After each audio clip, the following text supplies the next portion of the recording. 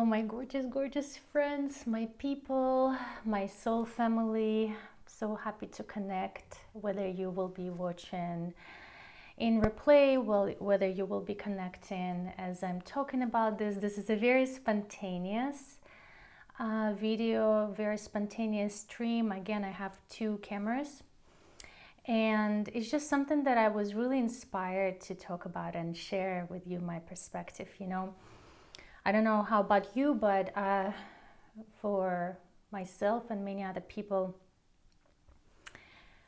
the end of 2021 wasn't a super easy one. And personally for me, I was kind of in a place of like, what's the meaning of this all? What's the meaning of life? For myself, like I was wondering how to bring that meaning and this sense of fulfillment into my life. And it's not just about, we go about our day, we do our tasks, we do our errands, we maybe, elevate, create better life circumstances, but it's like, and then we die. And then it's like, that's it. And one of the big things that came to me as far as my personal well-being and where I wanted to bring pleasure from is from the connection with other women. And so I started, participating in these connections, organizing my own women's circles, creating and participating in other women's events, and I'm going to link some of those women that I'm currently kind of like, either most recently have taken some women's circles or am about to join. And so I wanted to bring this up. I'm not sure if a lot of us are aware. I think we are very much intuitively feeling that there is this power that we can channel from being in a group of women. There is this sort of aftertaste, this like pleasant aftertaste, and the sense of empowerment and maybe fulfillment after we kind of co-create together.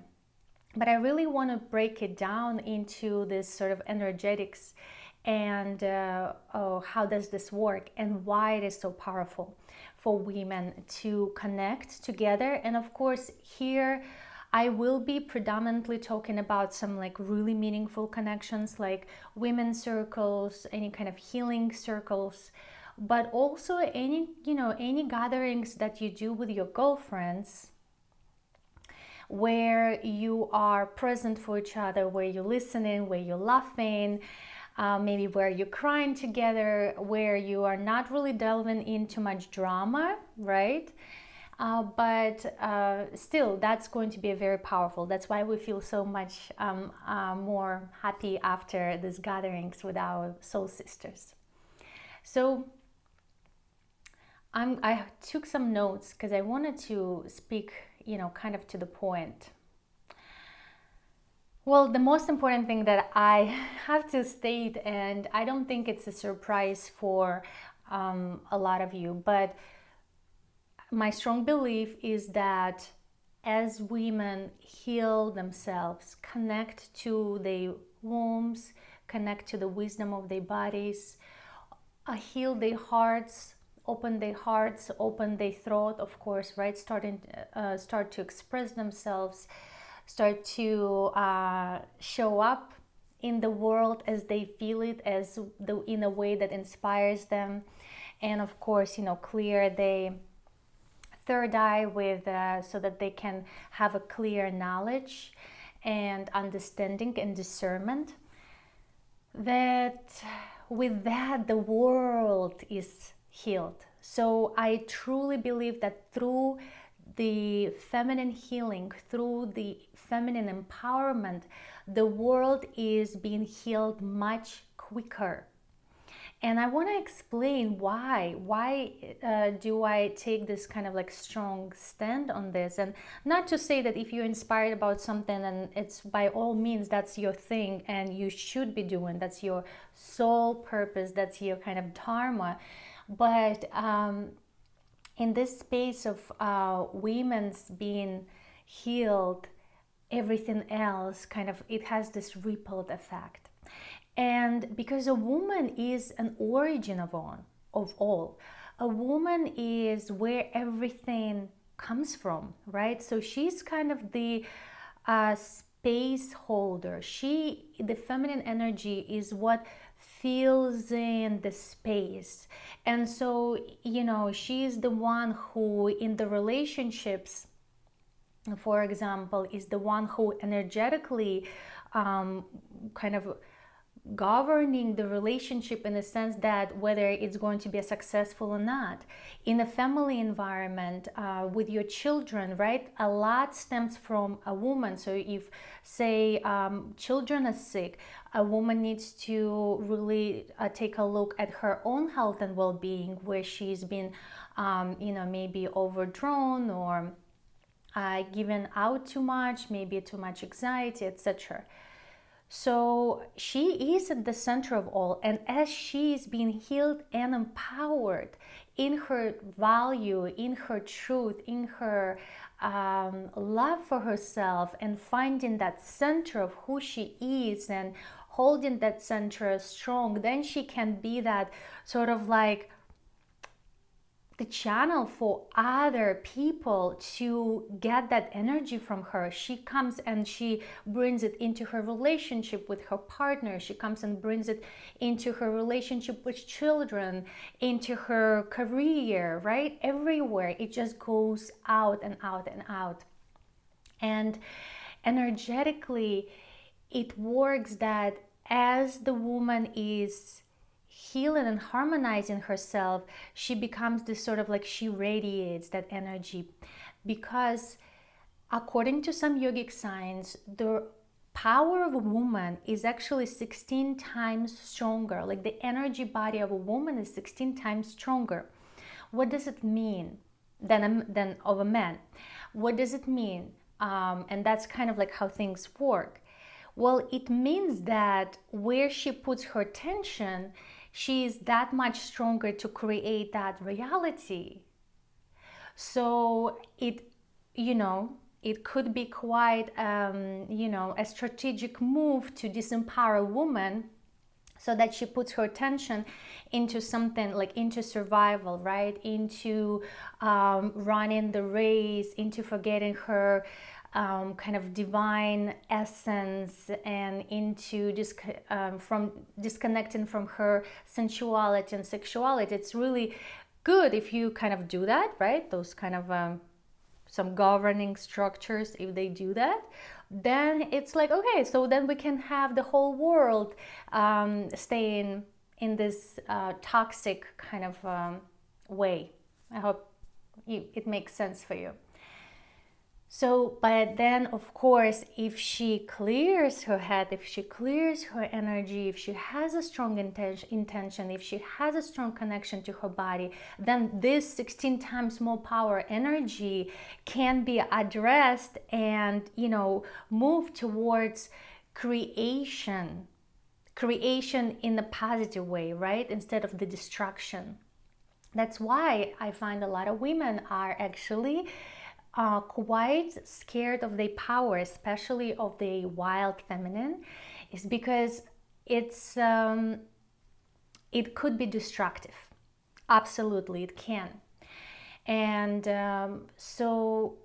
and with that, as we kind of bring that energy into this powerful creative flow, and then we come together with other women, our energies, they don't sum together, right? They amplify each connection. If you have two women coming together and co-creating, saying, setting intentions for healing, like in a healing circle, or there's 100, it's like it's exponential. The power of that energy that's created is exponential. And that's why it's so important for women to come together and to practice, because then they can help each other's healing, and then they can, of course, help the healing of the entire planet, cosmos, as far as you want to go. So let me see. How does healing happen? And a little bit more of kind of like this feminine twist to it. The healing happen oftentimes in the community, in the space of being witnessed, opening your heart vulnerably, in being seen and being heard. This is a feminine way of healing. It's the masculine way would be to fix, right? You come to the doctor, and a doctor, would kind of check you. You tell what the problem is, and they will try to fix it.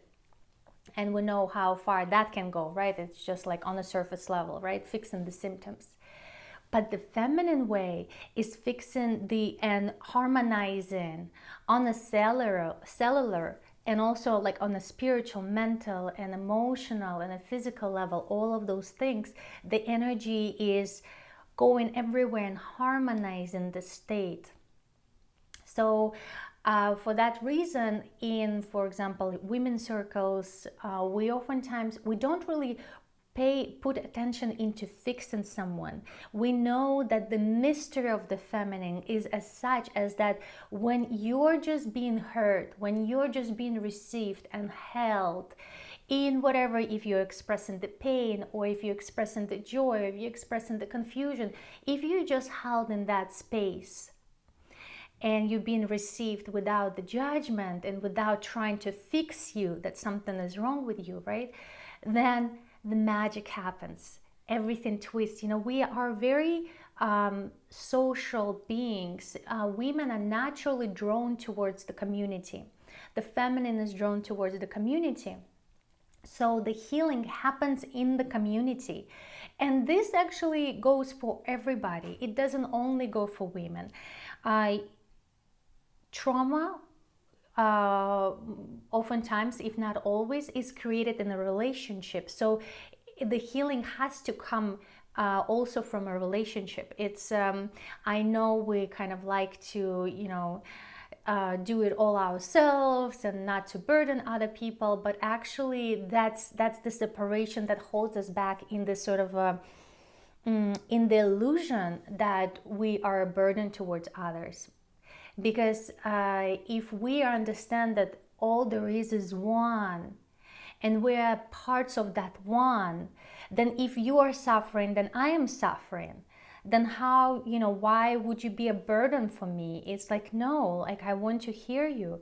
You're reflecting some of my own pain. And that's one other thing that in these women's gatherings, especially in the healing circles, we realize that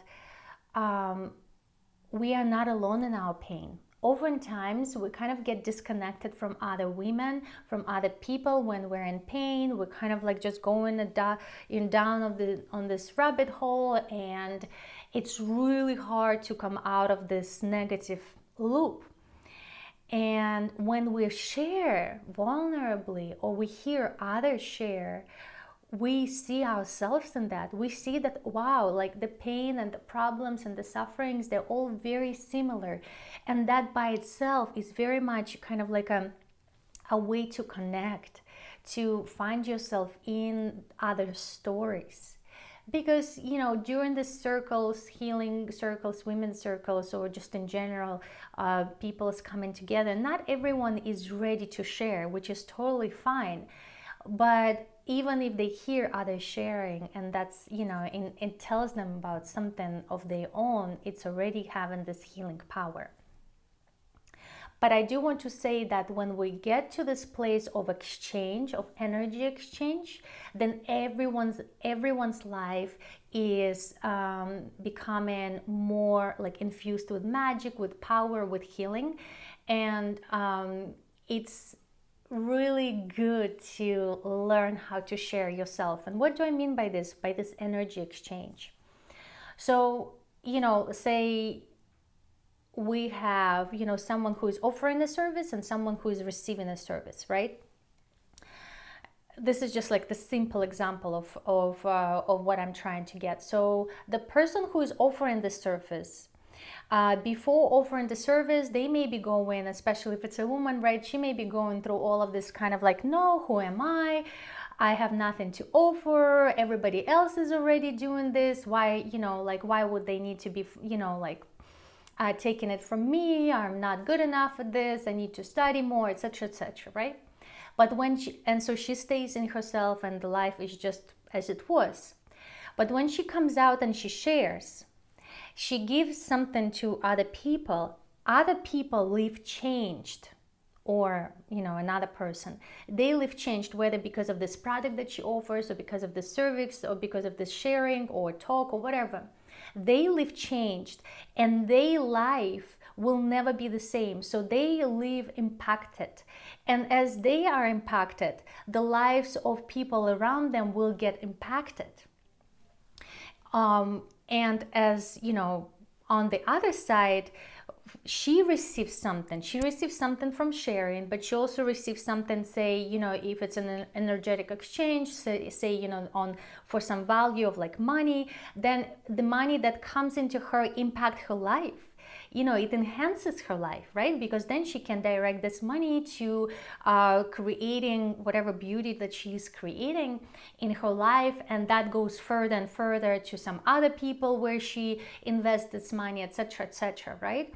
So if we are just staying in these two separate worlds or all our individual worlds where like we don't do the exchange, then our lives and the lives of people around us are actually suffering. It's way more important to start sharing and to start doing this exchange, because everyone's life is getting better when we do an exchange. And so when in a context of a women's circle, when we have women coming out and sharing, they are impacting the field, right? They impacting. So I encourage you that if you ever feel like you're in a gathering of a group, or right now there's a lot of Zoom calls, but also, if you're in kind of a live meeting, that you share, even though you may feel like you have nothing to share, etc., but you actually taking away from the community when you don't share. You're taken away from the community and you're not given the impact that could have been created. And you don't know what may open up for you. If you have this block of sharing, that means that it will be very healing for you to share, right? As much as it feels comfortable, as much as it feels appropriate in the moment. So it's never about pushing, right? So that's kind of like how the energy works. The mystery is that healing happens behind the scene. Instead of us approaching the situation and fixing and turning from our kind of mental level where we think, well, this should help or this should help. You've tried it, right? Like when you would have some sort of a problem as a woman, you would like talk to your partner, to your friend, to your brother, to your father, and right away he wants to fix it, which is beautiful because he doesn't want you to feel pain. He doesn't want you to feel discomfort. But sometimes you're just like, you just want to be heard. And so the point here is to, meet with your soul sisters and to be heard by them. Because we have a very different psychology of how things work in, in a feminine body, woman's body, or men's body. Let me see. I did want to share something else.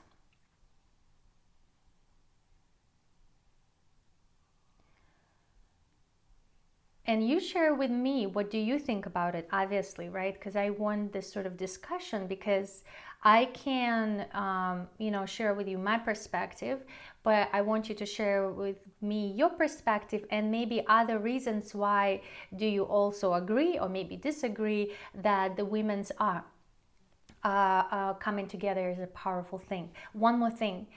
So this feminine competition between women is so destructive.